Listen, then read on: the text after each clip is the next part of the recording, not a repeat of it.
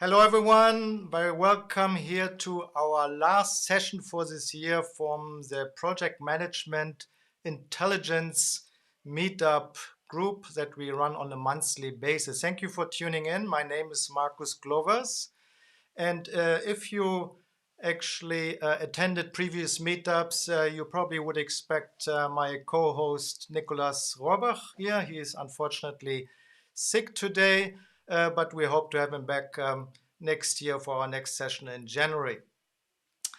And if you are new here to this kind of meetups from this group, just to give you a little bit of a brief overview before we actually go to the topic for today. So these are monthly virtual meetups. We talk about project management innovation topics. So project management intelligence, that's obviously in the name. So it links to disruptive technology such as artificial intelligence, data analytics. So AI is obviously the topic that we are talking about today, and I will introduce our guest shortly. But generally speaking, from our meetups, the goal is obviously to develop our profession further as a profession of project management. And also because, and we talk about this also a little bit later, we see that project management is kind of in a dilemma where failure rates are increasing and complexity is obviously increasing. And then, we have these kind of things like AI or data analytics, which could disrupt the project management industry for good. However, first, let me give you a little bit of some overview of what we're doing here in the meetup sessions. In terms of what kind of sites, what kind of presence we have actually on different platforms. So most of you are probably familiar with meetup.com, where you probably signed up for this event here. So this is one platform that we're using, but we have also a LinkedIn presence. And I would encourage you to visit our LinkedIn page, as we will be using it to post updates as well as polls and surveys that would then go into future meetup sessions, right? So you would be then potentially also be able to propose some topics that we would bring into these kind of meetup sessions, because eventually, I mean, in the end, it's a community that should be driven by you from the project management domain. So we all of us we should actually contribute that to actually make that fully meaningful. So today's session is about. Let me just go over here. Oops, that was not the right thing. To host Here we go. We go to Paul in a minute. So we have today's session is about self-driving projects, and I will be talking about or will introduce Paul Boudreau, who is our guest today. I will introduce him formally in a minute. But yeah, self-driving projects, it certainly promises to be a very interesting discussion. But first, let's go through some logistics straight on the on this meetup here. And some of you are already responding, which is great, because we are using Mentimeter. And Mentimeter because we have some questions to you, and we will have further questions throughout the session. So in this case here, please tell us where you are from. You're doing this already, or some people started already putting their flag there on the map, which is great, because usually we have quite some international audience, so it would be interesting to see where you're all dialing in from today. And I can see that we have, again, quite some international audience, which is great. In terms of Mentimeter, please stay on menti.com, because, as I said, we will have further questions later on. And when it comes to questions, this is obviously questions from us for you to respond on this here in Mentimeter, but you may have also some questions. Please use on YouTube the chat. It's in the chat window on the right-hand side. Please use it, and we will try to address those questions, alias Paul, to address those questions, right? And please ask as many questions as you want. We usually try to reserve some time towards the end for some Q&A, but that usually is a little bit challenging. So as soon as you have some questions, please pop them or post them into that chat window. Okay, I see, as I said, we have quite some from a global audience, which is great, because obviously this whole topic of project management and using AI, or actually what I mentioned before in terms of project failures, which then obviously leads to also like using AI to resolve that. It's obviously a global topic, so there's no geographic limitation. So it's great to see this presence here. Thank you very much to tell us where you're from. And having said that, in terms of Mentimeter, let's actually get to our first question. So I will go on further to the next one.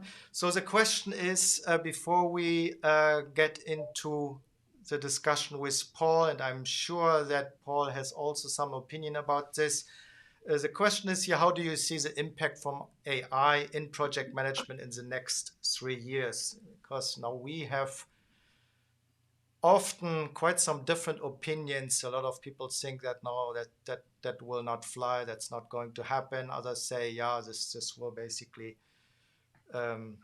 change everything, right? And replace a project manager, right? That's a topic or question that we also will come to in a minute. Okay, and it's great to see the responses. But while we're actually looking at this, while responding, let me actually introduce Paul Boudreau from Canada. Good to see you again. We had you a few months back. Good to have you back on our meetup sessions here. Hi, Marcus. So let me just give a brief introduction. So Paul Boudreau is a project management professional at heart, lives and breathes project management, 35 years of experience in the technology industry. He is, as I said, from Canada. He's a college professor in Ottawa, Canada, and he teaches there project management, actually. So he's a global leader in researching and applying AI concepts to project management, and he focuses on this area, or those areas, machine learning, natural language processing, and genetic algorithms. So we talk about this in a minute as well. He's obsessed with finding ways to dramatically increase project success rates. So you're definitely right here, where we desperate actually to get that addressed with the project failure rates actually. And yeah, he has written 3 books about using AI for project management, applying AI to project management, how the project management office can use artificial intelligence to improve the bottom line, and his newest book, The Self-Driving Project. Yeah, here it is. Okay. You see, I have a lot of notes here because I read that quite interesting read, I have to say. So whoever hasn't read that yet, I highly recommend that read. So welcome again, Paul. Good to have you here. Thank you. Thank you. So we see the poll or the survey here for Mentimeter. So obviously the majority here so far is saying that significant change is to be expected from AI, and some say some process automation. What is your view? I mean, do you have any, is that something that you would expect from the responses here, or is that something that we say that's rather... Yeah, that's kind of a typical response. I think what people are not really tuning into yet around the world is that we're not talking about artificial intelligence in industry and organization. We're talking about implementing it right into the way we manage projects. And that's something that really, there's not that awareness yet on how we can do that. There's not that awareness of how close it is. And there's not an awareness of what other organizations are doing right now that maybe you're not doing. Right. Yeah. And I agree actually. And I mean, let's move on actually from the um, Mentimeter Paul. Yeah, first of all, to the audience, thank you very much for your feedback here. Uh, so, and we come back to Mentimeter. Just please stay on there. We will have some additional questions there. But yeah, coming back to your book. So you have written actually so far 2 books, right? As just mentioned, on AI in project management specifically. I mean, what has motivated you really to come up right now with a third book? What is the driver for this? Yeah, good question, Marcus. Thanks. The first book was about applying artificial intelligence to project management, sort of an introduction to project managers. I wanted to raise this awareness that it's a new technology that can be applied to project management. The second book was a bit of a higher level, the PMO. So talks more about value, portfolio management, and developed some of the concepts a bit further along. Then the third book, actually, I started writing it as kind of a technical book, and I was going to put in, um, some of my code, some of my software code, and some of the technical details. And I sent a chapter off to one of my early readers, and she came back to me and said, "Well, Paul, who are you writing this for? And what value are they going to get out of it?" I thought, yeah, maybe she's right. So I started talking about all the latest developments. I do have, you may see in some of the appendix to that book, there's a bit of software code, a bit of Mm, data, but yeah. um, I kind of rethought the book and wanted to talk about all of the capability, because the first 2 books mainly talked about machine learning capability, not so much about natural language processing, and nothing about genetic algorithms, nothing about certain parts of using metrics to keep projects on track. So I wanted to make it more interesting in terms of here's what's really available. Here's what we can do with this. And I Mm. come up with this concept of the self-driving project to say, do we really need project managers? So it's like a more practical kind of book right now to make it more tangible, right? Is that Yeah, exactly. And you know what? I say that with a bit of you know a bit of fun. Do we need project managers? Of course, we need project managers, and they should read my book because it will help them understand this AI revolution that's coming in project management. And I think we need to have more training and understanding of how that's going to work. right? And I mean, in the book, as I said, I found that actually quite interesting that read. And you're talking about the virtual AI project manager, which you call like a project agent, right? And Project agent, yes. you're claiming that this will be the new reality basically going forward, right? So could you please briefly describe this concept and elaborate on this a little bit better for the audience to understand that more what the project agent Sure. So the do? concept of the project agent, I mean, I can tell you in one sentence very clearly. The project agent makes all the decisions on the project. The Mm, project manager doesn't make any decisions. So we take that role and responsibility away from a project manager. And what actually happens in the way I describe it is we apply AI everywhere in the project. Everywhere, whether it's risk management, scope statements, whatever it is, we have AI tools, machine learning, supervised learning, unsupervised learning, reinforcement learning, natural language processing, document analysis, um, and sentiment analysis. We apply all of that right through the project management, project delivery phase, and we use that. So let me just, you know, human projects. Here's the problem: human project managers are biased. mm, Okay, and project managers make subjective decisions. They make emotional decisions, and we have to get away from that if we're going to increase the project success rate. And I want to get back to something from um, some of that you had on this meetup a couple of months ago. Professor Rudy Geist, I think his name was Professor Rudy mm-hmm. Geist there from Yeah. Zurich, and he said your risk management processes were developed in the 1980s. And it struck me as soon as he said it. And I thought, yes, he's right. For all of those out there, are you still doing, probability and impact in risk management?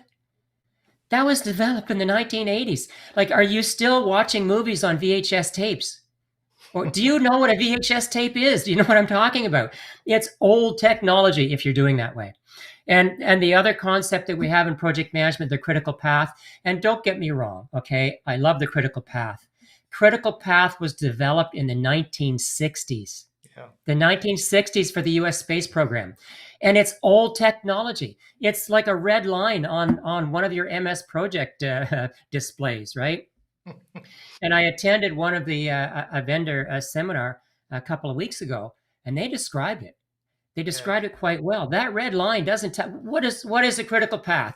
The longest path through the network tells you when the end date of the project is. No, it doesn't. Nope, sorry, it doesn't. Right? And why doesn't it?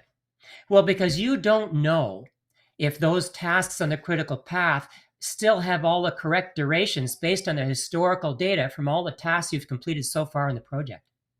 You don't know if the resources assigned to those tasks in the critical path are still aligned. They're still available. They have the technical skills to be able to complete those tasks in the critical path. And you don't know what new risks or residual risks might have come up while the critical path is shifting, right? You don't know if risks are still the same. So what's happened is we have two examples. The critical path is 1960s technology. Risk management is 1980s technology. And if I'm not mistaken, I think this is 2021.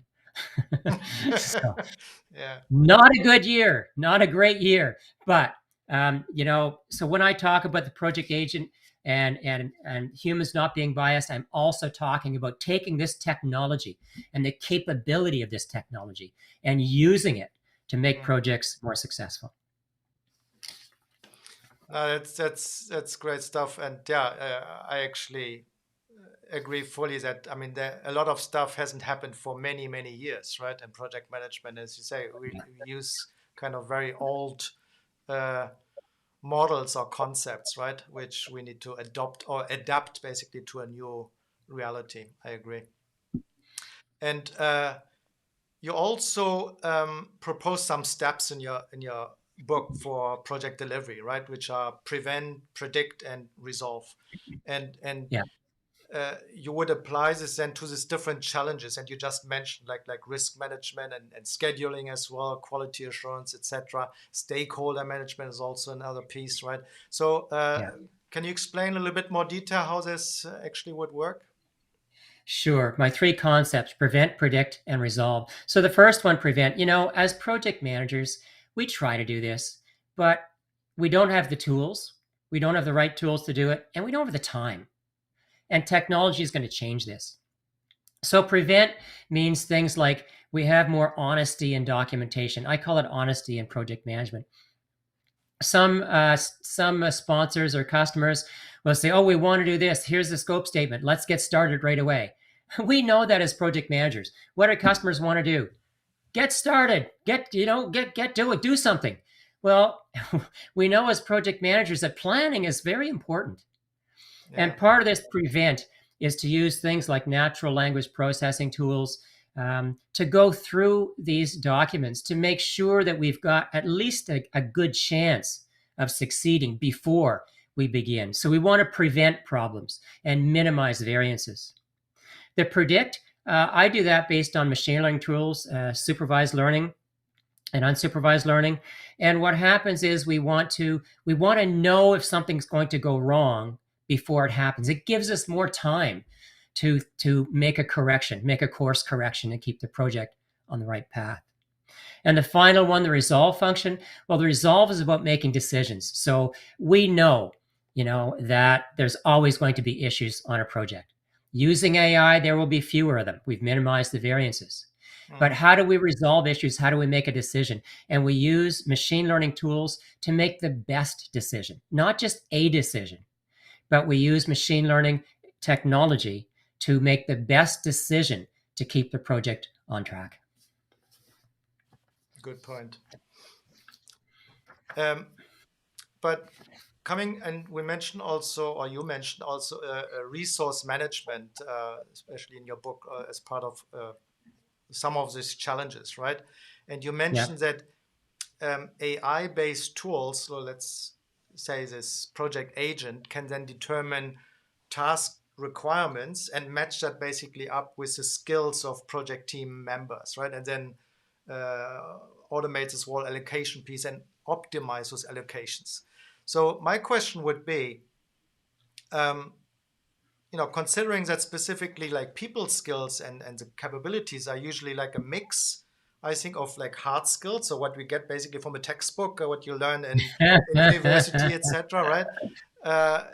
But then there's also this more tacit knowledge and individual behaviors that also obviously um, uh, influence kind of the direction of a project or how a task basically gets carried out, right? And there are many personal factors. So do you Yes. actually believe that AI tools, so in this case that project agent that you mentioned, will be actually able to capture all those different, let's say, less quantifiable elements that could have an impact on performance? Better than you. And I have a test for you coming up. So yes, let's face it. Look, humans are not robots. When they come to a task, they bring personality, they bring emotions, they bring all sorts of stuff. But Marcus, I hear this all the time. Mm, And here's what it is. AI can never replace project managers because project managers have better soft skills. No, that's not true. I'm sorry. I'm sorry, that's not true. Um, you know, we do this with people. Someone comes in, or you see somebody on Zoom and they got a sad face, right? And you say, "Oh my goodness, Nicholas, how are you feeling today? Is there something wrong? Can I help you with anything?" Right? So we do that. AI is better than humans. Okay, you ready, Marcus? How many muscles in the human face? You don't know, right? There's yeah. 42 muscles in the human face, and AI recognizes all of them, and it knows what each one of those muscles is doing at a given point in time, and it can determine the emotional state and even with other factors, the personality of people. So yes, AI is better than humans at determining emotional state and how to deal with Mm, people. Now, there was a survey on LinkedIn. I don't know if anyone saw this. Over 9,000 people responded. And the question was, have you ever worked for a toxic project manager? And 83% of people said yes. 83. What? Project managers have good soft skills, and 83% of people said they've worked for a toxic manager. Listen, and it really is understated because I've worked for three, right? And I could only put one down there. Um, Project managers are human. We bring our emotional state, our biases with us. And mm, most of us are terrible at soft skills. We have to learn it. And if you think that there's a project manager that has perfect stuff, why are there so many courses out there? Everybody wants to teach emotional intelligence, how to manage your team, how to deal with conflict. Why? Because people are bad at it, right? So you have to upgrade your skills. So yes, I hear it all the time. It's not going to be perfect, right? It's going to be a real mindset shift on mm. how an AI tool can do this. No, that's an interesting point. I was just looking here as a question from the audience. Kamil, he's asking, don't we need to have a lot of good quality data to feed AI algorithms so that they can support our project management decisions? How to get them? I think that's a common concern, right? Where do we get all this data from? It's a common misconception as well. Okay. Um, so let's talk about it. What you're talking about, it's Camel, right? What you're talking about is supervised learning in machine learning. And supervised learning needs a lot of historical data, and it needs a lot of data. And we have all this project management data. I mean, we've completed, I don't know about you, but I've seen organizations, they complete 10 years worth of projects. What do they do with their data? Nothing. Yeah. It's a gold mine waiting to be extracted. But unsupervised learning, which is classification, no, we don't need massive amounts of data. We can just use, for example, I run a classification algorithm on task complexity. and I have a number of different categories. I don't need any historical data. I just run it on complexity. When I run a classification algorithm on aligning resources, the resource skills to the requirements of a task, I don't use historical data. I just use the data that's available. And also, if you're doing genetic algorithms, which we're going to talk about a little bit later on, I believe, Marcus, there are some components of genetic algorithms that they don't need any historical data. So this is another misconception. It's true. We do need a lot of data for machine learning, supervised learning, but not necessarily for all of the AI technology that's available for project management. Okay. I mean, we can probably go further deep down into the whole data quality piece, because I personally think data, obviously there is a lot of data, but the question is how the data quality looks like, if that's really usable, right?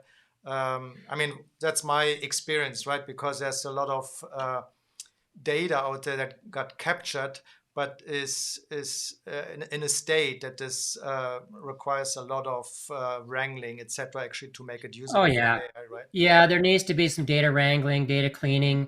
That's true. But Yeah, listen, I just want to be cautious again in terms of data quality. We're not trying to predict. We're not trying to predict what a machine learning tool is going to come out with. right. What we're trying to do is have a machine learning tool make a decision, and if the quality of data is not good enough, then we go back and improve it. Right. The other thing I have to bring up at this point as well is not from the people who are asking the question, but I've seen this as well. People are worried because he says, well, it's not going to work. It doesn't work. Listen, this technology doesn't have to be 100% perfect. It just Yeah, has to be better than you. Okay. So in the finance world, they call it the alpha. The alpha is when you're doing financial analysis for investments. If you're using, and they're using machine learning tools to do this on some of the mutual funds now. If they get a 5 or 10% better performance using AI, that's called alpha. And that's how we're going to start with artificial intelligence. We're going to get a 5 to 10% better performance than existing project managers, and it will improve from there. But don't you think any organization would take a 10% improvement? Of course they would. yeah, probably. Yeah, I guess. Okay, just as I said, I'm sure we can discuss a lot more about data and data quality. But here's another question. Also conscious of time, we want to make sure that we get the majority of items Yep. addressed. Yep. So Willem Marius, I hope I pronounced that correctly. He's asking, so can you prove that AI is better at soft skills than humans? And so he's referring to the 42 muscles. Muscle. What Yeah. does that say? Just go to a website called effectiva.com, AFFECTIVA, effectiva.com, or receptivity, RECEP, receptivity, TIVI.com. It's being done now. It's being done now and it's proven successful. So I don't have to justify it. It's already out there. It's not being used in project management. It's being used for other fields, but yes, it works. Okay. But he's and I think there would be definitely also a longer discussion around the soft skills that Willem mentioned here, right? Because there is, and that was my point earlier, right, or my question earlier, in terms Yeah. of the tacit knowledge, right, which is always a little bit difficult to or even not sure if that's even possible to quantify, really, right? And for example, I had recently a discussion actually in terms of Yeah. schedule predictions, right? To Yeah. come up with realistic timelines, which I think is often the real challenge, right? Where timelines are completely off, etc. Right? So in order to come up with realistic timelines, and we are saying when we use AI, we use historical data or data in general, right, which gives us basically or makes this kind of planning more realistic, right? And so I had recently an interesting conversation, and one claimed that actually, okay, setting delivery dates based on historical and therefore more realistic data will actually likely still delay the project regardless. Because of this human behavior element, right? So, for example, you tell someone he has 5 days to complete a task, then he will take the 5 days, although he probably, or he, she, could probably do that in 4 days, right? Or less even, right? But he got 4 days or 5 days, so I can stretch it, right? And then something else pops in and the thing gets delayed, right? So what is your view on that? And I mean, how would you bake this kind of thing, or such behaviors, in some prediction algorithm to take account Well, of? I'm more optimistic on humans. So there's a couple things. First of all, if we've scheduled a task for 5 days and there's a person that does it that could do it in 4 but takes 5, I'm still pretty happy because I have a predictable project. It's meeting my schedules. From that perspective, I'm fine. But really, we're not really talking, I don't think, from a project management perspective. I think we're talking from a human resources perspective. So how do we reward people? What's the reward system in place? And how do you select people? So I'll start off with people selection first. And the selection process is HR tools. There's HR tools using AI out there all over the place now. If you've ever gone to a video interview, it's become very popular now, where the video is taken of a person. They look at your face, they look at the 42 muscles, they detect what you're saying, they write it all down, and they come up with this response of what kind of employee you'd be. So that's not project management. That's in the HR field now. There's a couple of tools out there. Can't remember their names, Hubscape and whatever. There's a couple of them out there. But the other thing is, it gets back to, are you excited to be in this project or are you not excited? And, I'll give you a choice, Marcus. Here, I'll give you a choice, right? You can either be on a project that's going to be 95% successful, big mega project, and you're going to get a notification. You're going to get some reward for this. You're going to get some visibility. Your personal, profile would be elevated because you were on this successful project. But as part of this project, you have to give up a little bit of your personal data. The alternative, you can work on a project that's 20% successful. It's going to fail and everybody's going to get fired. Okay, so which project would you like to work on? Understood. Just saying, yeah, Rich Weller was actually our guest last month. Here's a question in terms of any advice or guidance with respect to the paradigm shift required for organizations to embrace this level of technology. What would you say? Yeah. Rich, my friend Rich, how are you doing? One of the dots in the United States. So, Rich, that's a great question. It's difficult. There has to be that awareness, and we don't want to do incremental change. We really want to make this as a disruption. And I think I said in one of my LinkedIn posts for this meetup, I said I'd make a shocking or surprising statement. So here's what I'm going to make right now. One of the people who read my book connected with me, and it said, "Paul, I read your book, Self-Driving Project. A project agent does all this stuff." I said, "Yeah." He said, "I want to make it happen." I went, "What?" He said, "Yeah." He said, "I like it. Let's make it happen." So, oh, okay. Well, I had concepts. So now Ashley, he's got funding, he's got IT resources. I'm not an app developer. All right. I don't go into that space. So I'll probably be connecting with some of the app developers that may be on the call today. But he's essentially said, "I want to do it." And this is the person that's going to convince people. He's going to convince people. It won't be me on calls like this. It'll be this person is right into project management. And he will be out there convincing people that we have to go this way. Plus a competitive environment. I think what happens is if you are, if you're doing this, then I've worked with some pharmaceutical organizations. The vaccines are coming faster and faster. That's a project. And how is this happening? Well, do you want to be a pharmaceutical that can deliver a vaccine in 2 years, or one that can deliver in 6 months? The competitive environment is going to shift dramatically. And if you're not doing this, you're going to get left behind. It's just like every other technology. If you don't adapt to the technology, you're not going to be competitive. Right. I hope, did I answer it, Rich? I hope I answered your question. If not, connect with me later. We'll talk. Actually, you were just mentioning like vaccines, etc. There's some question here from Solomon. Um, how can the AI detect environmental risk to projects such as COVID? Oh, because it was like a once in a lifetime thing? Um, Not really. I mean, we think COVID was a once in a lifetime pandemic thing, but we've had Ebola, we've had Yeah. all sorts of other diseases that have come along, and it's just kind of this. I think what happened is we didn't simulate the effects of this one quickly enough. If you had a project, I mean, there's always things going to happen, like there's going to be an earthquake. So if you're on a fault line, if you're in San Francisco and you're on a fault line, there's going to be an earthquake.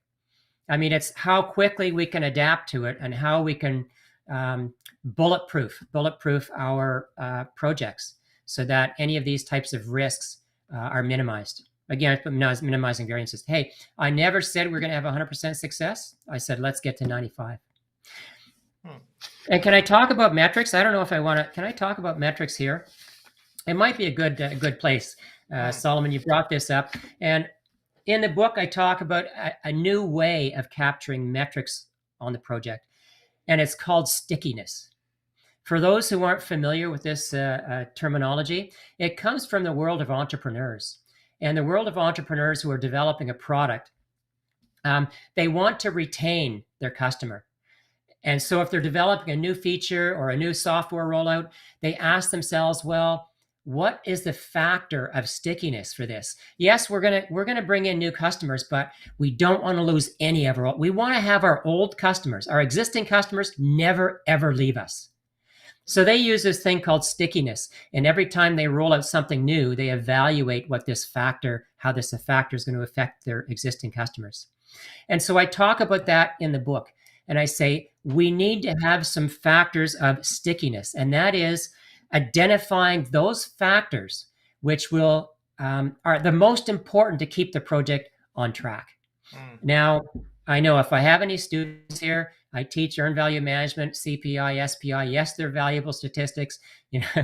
Don't don't forget about them. Go ahead with your career. Make sure you understand them. But we need to think of metrics a little bit differently.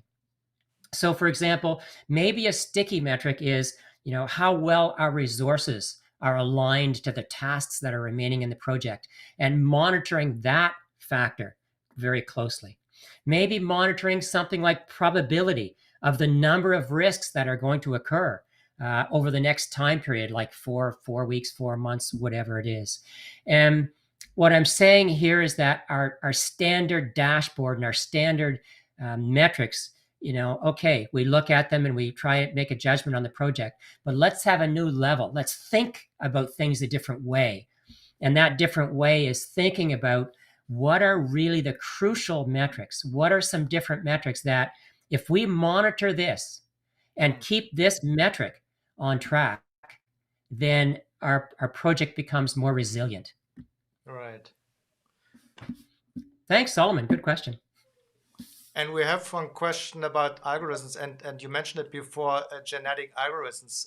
So Stefan is asking what kind of algorithms will we require in project management. So maybe that's a good moment to talk about genetic algorithms that you are mentioning in the book. Can you talk about more about this? Yeah, well, they're really fascinating. They're not being used a lot in industry yet. It's not it's fairly new concept. It's not. I mean, it's from the 2000s, but there's a couple of different ways of using them. It's meant to replicate in software the evolution of the species. And what happens is when you have that kind of evolution, and I've got some code in my programming environment now. You can do things like classification and use unsupervised learning and reinforcement learning a lot easier, and you don't need vast amounts of data. And let me give you an example. I got an example here. So let's say you have a problem you're trying to resolve, and you have I'm going to give you some word pairs. Okay, word pairs: reduce overtime, eliminate material, negotiate with vendors. You're trying to find a solution to save costs on the project, so you have those three sets of word pairs. And what genetic algorithm does is it throws in mutations and permutations of what you're trying to do. So it actually can come up with some creative ideas that you haven't thought of. So in my example, it might be reduce material. It might be negotiate overtime, right? Very simple examples where we've thought of these three word pairs as solutions to save costs on the project, but a genetic algorithm goes through and does some mixing and matching and evolving, and it will tell you this one is probably the best way to do it. It will give you the best solution. And the thing with genetic algorithms, I don't know if you're aware of Darwin's theory, survival of the species who's best able to adapt to change in a changing environment. And in project management, we know what we want, right? We know we have a project scope, we have a budget, we have a schedule. So we know the end date. It's known. So what we want to do is evolve our solutions through these genetic algorithms and find the best way to achieve that end. And that's one of the examples I was giving you just talking about it. Okay. Yeah, I mean, what I get also from some questions here in the chat, and I apologize, we cannot address all the questions probably, but there's some doubt, let's say, right, in terms of how that can actually replicate the human mind, kind of, right, and it leads to, I mean, can we actually do that in terms of this human behavior that we were talking about, right? And I mean, maybe this links up to, because you're describing this model that you're proposing in your book as navigating a maze, right? And a project agent, as you call it, right, would then help the team obviously to avoid these kind of pitfalls that you also mentioned before, right? And these kind of challenges in the progress, right? But how would you see the human project manager? How would you see this one in this setting? Is actually still required? Do you see that actually a project manager or the human project manager eventually will get replaced, or kind of some augmented intelligence kind of setup? Yeah. So listen, in the book I talk about the self-driving project. So it's a project agent for project delivery. I've done other talks where I've said AI will not replace the project manager. So I'm arguing both sides of it. I believe it's not a matter of will AI replace the project manager. It's a matter of when will AI replace the project manager. I don't think it's a short-term thing that's going to happen. But I see the role of the project manager as we know it today is going to be eliminated, and it'll go through a number of changes. And I know there's 16 million project managers in the world. Um, um, Listen, all the technology that's been evolved in the human history, we haven't lost jobs. It's just created new roles, and I think we're going to end up with some new roles like data administrator, project data strategy administrator, or we're going to end up with the algorithm verification analyst. So there's other roles that are going to be created. One of the biggest things with AI is it's not like a turnkey solution. You need to continue to work at it. And so you need someone to make sure that the data is being fed properly, make sure that you have feedback loops for the data, make sure that you're interpreting things properly. So AI is based on statistics and calculus. And so if you have something comes out and says the probability of this happening is 60%, then what do you do with 60%? You may have to go back and do some data wrangling. You may have to rearrange the strategy. You have to think, what's the best solution? What's an alternative solution? Use a genetic algorithm. So there are all these tools in the toolkit. Which one should we use? So I think the idea that the project manager is going to make these decisions is a false assumption. That the project manager will be using different AI tools to make decisions, but they will still have a role doing other things. Okay. And we just raised that question here Yeah. via Mentimeter to the audience. is the human project manager actually replaceable?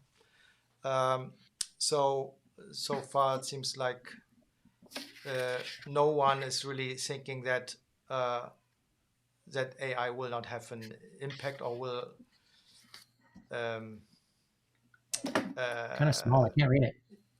and the other thing is, yes, all project management tasks will be fully automated by AI, so nobody thinks that so far. So it seems to be like there's obviously some shift of tasks from or current project manager Yeah, tasks yeah, to AI tools, um, and kind of a redefinition of the project manager role, yeah. uh, but not really like full takeover. Let's put it this way, right? Yeah, look, I mean, it's happening. It's happened. And if you don't think it's going to happen, then look at how many of you still go to the bank and get 20 euros out of you go to the teller at the bank and say, or whatever it is, I want to get 40 euros cash, and they give you 40 euros cash. Who does that anymore outside of my mother, who's 90 years old? What happens is you use an automatic teller machine to get Mm, cash. Or listen, most people do online banking. Like, change is inevitable. It's coming. The technology is there. And to think that it's not going to impact project management, well, I don't see it. I don't see it replacing project managers in the short term, but I mm. think project managers really need to understand this technology and use it. Imagine how much better your career can be if you use technology tools. So, for example, I didn't talk about knowledge repository. And there are vendors out there, I don't know if Edward's on the call or not, building knowledge repositories. And Mm, what happens is you have a project manager. One of my students goes out and gets a job as a project manager, no experience. And yet they have this knowledge repository. And by using it, it gives them the equivalent of 20 project managers doing projects over the past 10 years. That's the capability that we're talking about here. Does it exist? Yes, actually, as I said, Edward is building it now for one of the companies he's working with. But it's not a far out concept. The capability of building that intelligence and using that data it exists. Well, I have a question because you are talking also in your book. I mean, when we talk again about capturing human elements or the human behavior, you're talking also about using those methods like sentiment analysis, and Yes. you gave actually examples of agile environments, like in a Scrum setting, for example, to collect that information and to um, yeah, put like the finger on the pulse, like how committed stakeholders are to spot any communication issues, this sort of thing, right? So my question would be, because agile especially Yeah. is some more self-organization concept, right? And people probably would change their behaviors when they actually see that there's some project agent listening in kind of in meetings, scrum sessions, etc., to understand if there are some communication issues. Wouldn't you say that that would kind of impact their behavior? So it's kind of what I would could think of. Most of us Yeah. now the Terminator movies, right? When there's this resistance coming up, there's this robots taking everything over and just scan everywhere for people's behaviors or if they're actually people running around, right? So it feels similar in a way that okay, there's a project agent sneaking in, and then okay, I better don't say anything, kind of, right? So would you see that actually as something of concern or as a risk that this could eventually happen and then kind of lead to this setup where there's on one side some AI agent or project agent and the decision makers or the project lead, whoever is in charge there, and on the other side, the project team who is actually afraid to actually speak up. Yeah, so a couple things. First of all, the reward systems need to be in place, right? We need to reward the right behavior, and that's again, that's how we have to manage people's performance. Rewarding honesty, rewarding, being forthright, rewarding, doing the right thing, rewarding the proper performance. And if we do that, that's part of the way. But the other thing is, you know what? if it's exciting. I mean, think of one of your favorite football teams over there in Switzerland, Mm. and if it's winning and if it's in first place, listen, everybody's on the team. Everybody cares, right? The team captain can say, look, I want you to go, play goalkeeper instead of here. And yeah, okay, because you're winning, right? Once you have a successful project, everybody wants to be part of that success. That's part of our human nature. The second thing is, listen, we're very adaptable as humans. Like, how much information have you put on LinkedIn? How much information have you put on Facebook? How much information have you put on Instagram? A lot of people have already given their life stories there, right? And why? Aren't you afraid? Aren't you afraid that they're going to suggest a movie to watch or suggest a book to? Yes, they do that all the time. And somehow we all accept it. We all just say yes, and we follow whatever this AI tool says. I think you should watch this movie. We say, oh, yes, okay, I'm going to go watch that movie. So, as humans, we're very adaptable, and AI is leading us in this direction. And I do talk about it to a certain extent. I think I have a blog article on it. This is the age of conformity. Now, yes, we do have to be careful with it, but in terms of project management, um, uh, I think you can convince people or very easily get people to go along with displaying the correct attitude and performance because you want this project to be successful and it's in their best interest. Okay. Um, I can let's give you an example, Marcus. Marcus, if I said to you, I'm not going to do this, but if I said to you, Marcus, if you smile right now, I'm going to give you €1,000. There, look, he smiled. So we don't really know that it's happening, and sometimes we just get used to it. We get so used to posting stuff on the internet that we don't even think about it anymore. Right. Okay, but let's get back to how we actually can make this happen to what you're proposing to actually introduce Yeah. this in organizations. And maybe that's another question to the audience, where actually are the biggest constraints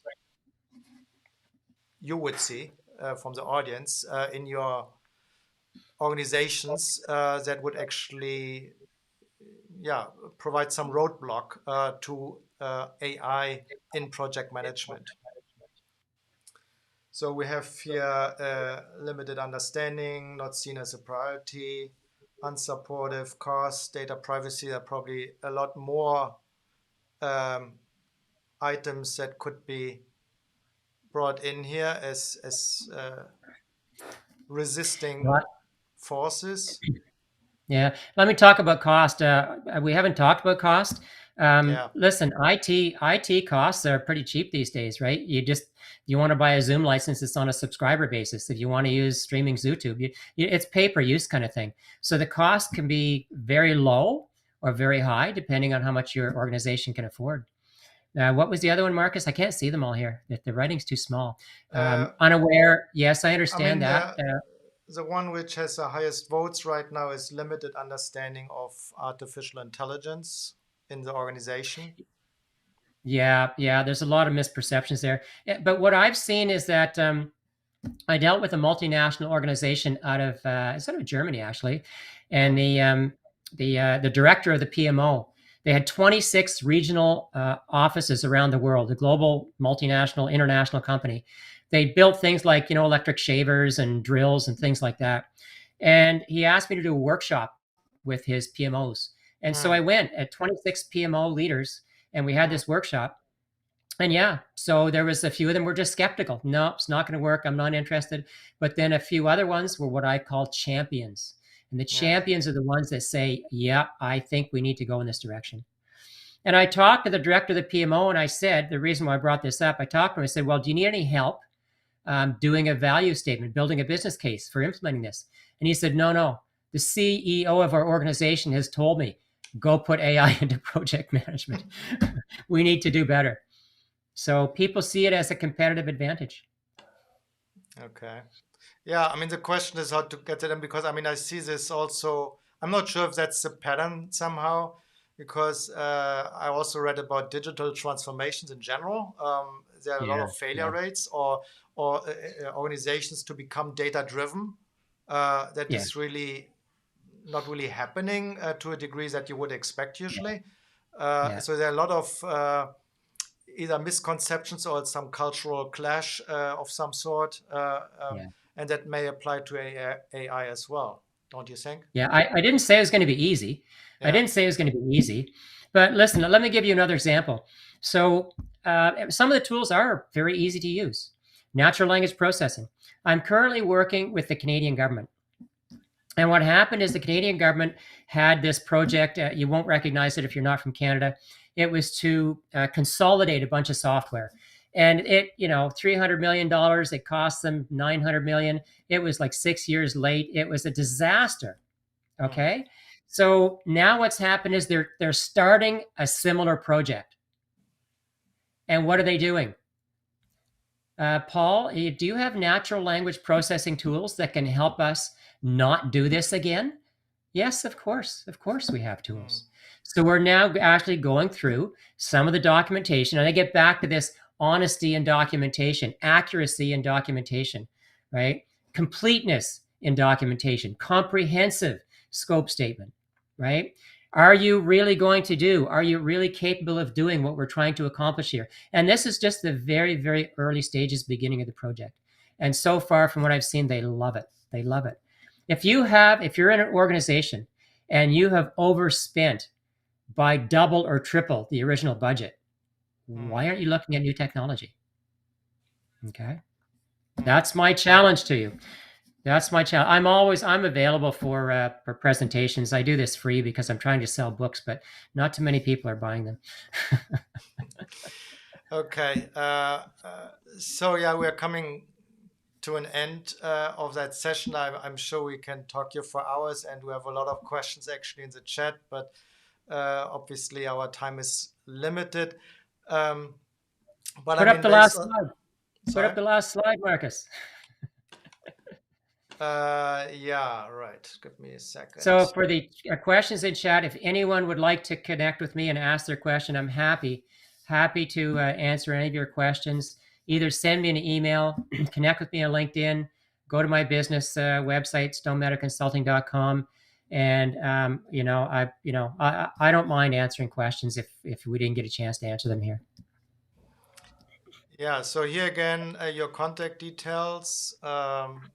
LinkedIn, obviously, on Amazon Books it's available. So feel free to um, yeah, look this up. I have read it. I think, as we can tell from the session, it's quite thought-provoking and yeah, makes you thinking about a lot of things, what's working, what's not, and if that's, I mean, how that can actually be realized. And I think there's a lot of value in to take this further, definitely in terms of AI, because what we mentioned at the beginning, the project failure rates are kind of rock bottom, and something needs to happen, definitely, right? The question is how, and how supporting organizations are to actually make this happen. Yeah. Just briefly before we wrap this up, I also want to highlight our session that we have next month. So we have Bruce Gay in the new year. We have him available here to talk about meeting productivity with intelligent technology. That's obviously also some very interesting topics. So hope to see everyone back in January in the new year in that session to discuss that further. And please, if you like, of course, please navigate to our LinkedIn page. We will put up some polls and surveys to come up with additional topics that you may find interesting to discuss.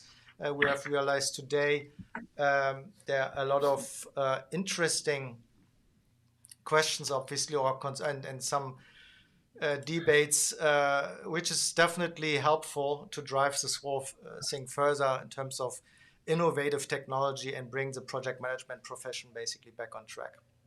So some final words from your end, Paul? Thank you, Marcus, for organizing this. I really appreciate you going through this. Bruce is a great guy. Everyone, make sure to sign up for the January session because he's going to give you some additional great insight into this advancing technology and how to use it. So that's great. And once again, Marcus, thanks for inviting me here. Always happy to talk to you. And the 14 group, looking forward to seeing more progress in what you guys are doing. Thank you, Paul. And thank you to the audience. Thanks, everyone, for tuning in today. Have happy holidays, good end of the year, good start into the new year, and hope to see everyone on our session next year. Thank you very much, and thanks, Paul. Okay, take care, everyone. Bye, everyone.